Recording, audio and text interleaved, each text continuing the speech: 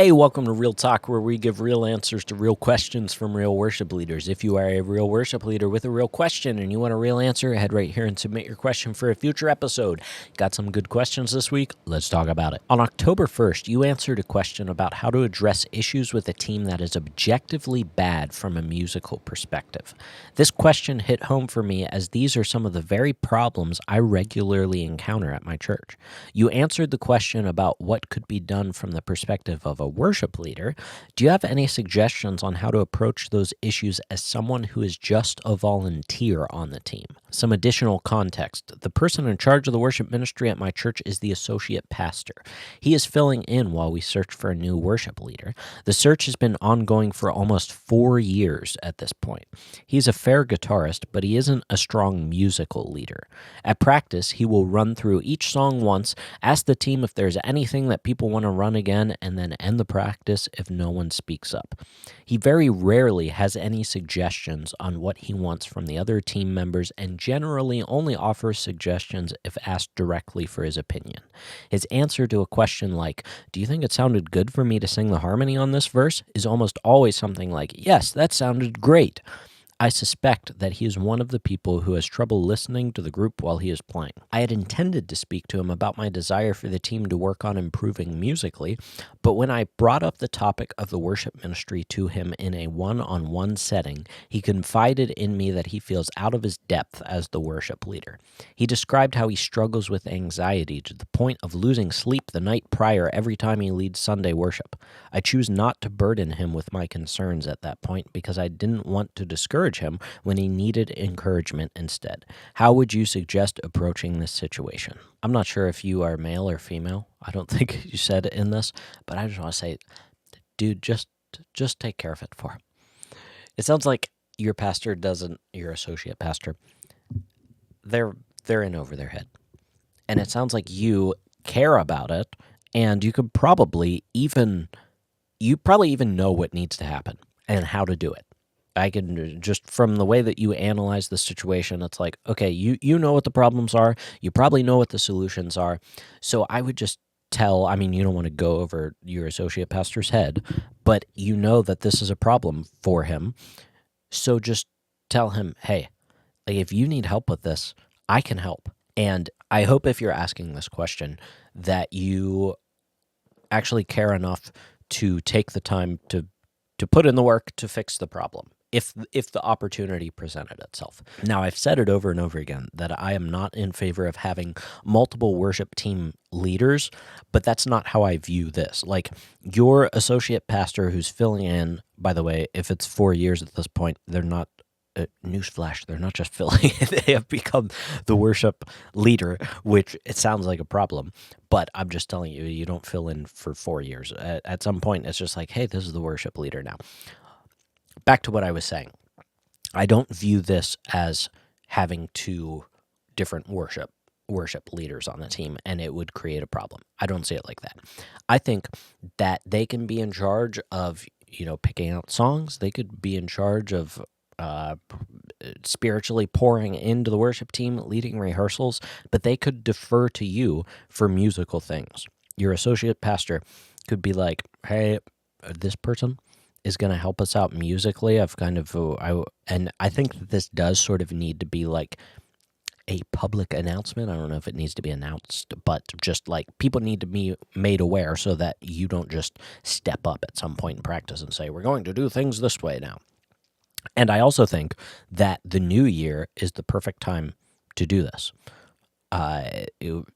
Your associate pastor can say, hey, in this new year, we really want to focus on work on improving musically. And how great would it be if they humbled themselves and said, listen, guys, like, I recognize in myself that I can't do that. But this person over here, you who asked the question, they're capable of seeing some of the things that I can't see. Like, I would hope that if I was in this situation, I would be able to be humble in that way. I think of like, for example, and it's probably not good to talk about your own humility, right? Because then it's not humble anymore. But I was just thinking of parallel examples. Like, I can handle the musical side on my worship team.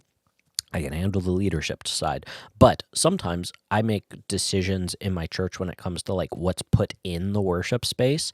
And so coming up for Christmas, I'm filming this back in November. So it just happened a couple days ago. But by the time this episode comes out, we have some poinsettias somewhere in our church, those Christmas flower arrangement sort of things.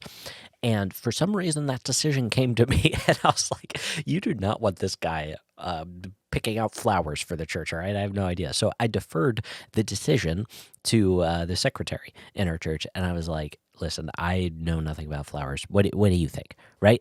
And I think that the same thing can happen with your associate pastor. Say, listen, guys, I don't know much about music. Like, I'm going to be honest with you. I don't feel comfortable leading the team musically, and it's kind of unfair to expect your associate pastor to just fill in for a worship leader for 4 years and expect them to do a good job. So I hope it's not like part of his job at this point where he's in charge of the team musically, but to just come to the team and say, listen, I really think that we need to focus on improving musically this year, and I'm not the person to lead us there. I can lead these other aspects of the team, but I really want to improve musically, so we are going to have you, who asked the question, help us a little bit musically and help us focus on things that will help us sound better. And I think that's the way that it needs to go. Like, you sound amped up about this.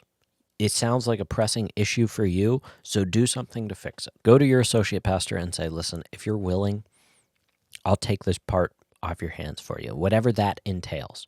Your associate pastor clearly does not want to be in this position. And I know what that's like in ministry when you're like, nobody else is here to do it. I can kind of do it, so I'll just do it. But man, what a blessing it would be if somebody would just come and say, I'll just do it.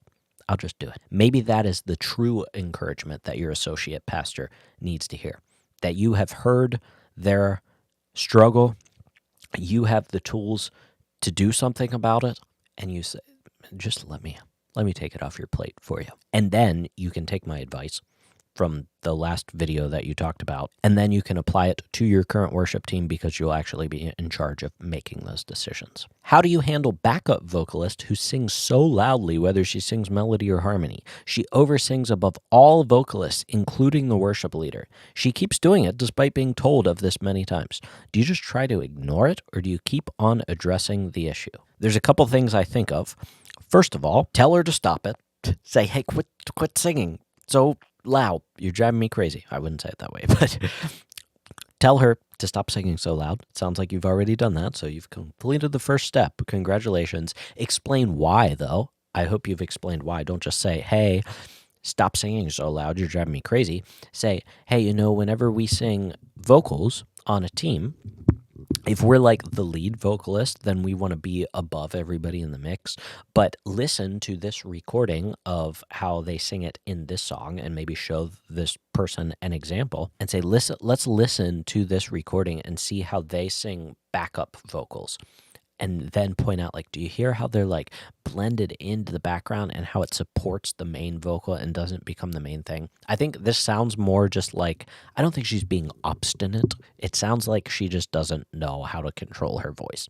So first of all, we have to tell her why we want to do this, because you aren't the main vocal. I would even go into, the congregation when we lead worship needs to hear the melody because that's what the majority of them will be singing. And so we want to highlight the melody, the main vocalist singing the melody so that the congregation can follow along. But we also can color that sound with harmonies as well, but those harmonies should not be as loud as the main vocalist, because the main vocal, the main melody is what most people are going to be singing, and we want the people of our church to sing. So go through the why first, listen to an example with her of a recording of a song that you guys know and how they mix the vocals there and how the backup vocalists sing there. Number 3, listen to a recording of her. If you have a live stream, pull that up, and you could even compare it and say, this is, what we're aiming for. This is what it sounds like when you sing. I always say I wouldn't put it that bluntly, but this is what it sounds like when you sing, and compare those to it and be like, do you hear how you're like pushing really hard and trying to, it's almost fighting with the main vocal. Remember, why do we want the main vocal to stick out? Because that's what the majority of the congregation is going to be singing. And it's really about them singing together, not just us performing for them. And then help her understand that. And then that opens up the conversation of, okay, how do we blend our voices together? And I think, once again, that this could just be a skill issue. Well, it could be a knowledge issue, and maybe she just doesn't know, even though you've told her don't do that. Maybe you haven't explained why. But it could also be a skill issue where some singers don't have control of their voice, especially if they're a new singer. And so her singing so loudly is really just her like belting at the top of her voice, because that's just how she always sings. Most people aren't used to singing with other people if they've never sung in like a band environment or a choir or something. So they don't know that you're supposed to mix with the other voices. So do those things. Number one, tell her why she should be doing what you want her to do. Number two, listen to a recording of the song, like a professional recording, and listen to how they sing harmony. Do that exercise with her. Number three, pull up your live stream, listen to a recording of your live stream, compare that to the original recording. And then number four, just keep telling her over and over again. And don't let it go. You say, do you just try to ignore it, or do you keep on addressing the issue? Always keep addressing the issue. If it's still an issue, keep addressing it. Don't be annoying about it, but if it's still an issue, it's not going to like go away on its own. So keep bringing it up.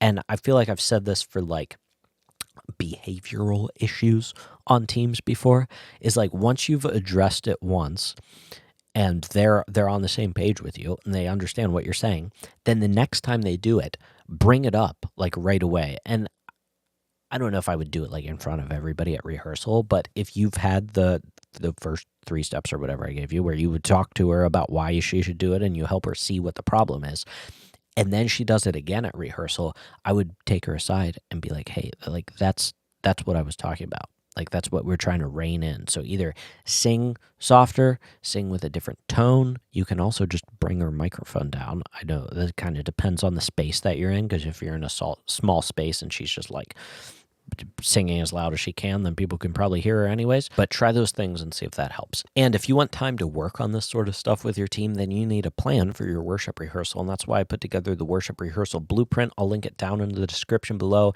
In that blueprint, you will find the 5 perfect pieces to a perfect worship rehearsal that lead your team well spiritually and relationally, but also musically, so that you have time to work on not just running through songs for Sunday, but working on the musical side of those songs so that you can actually improve in your musicianship.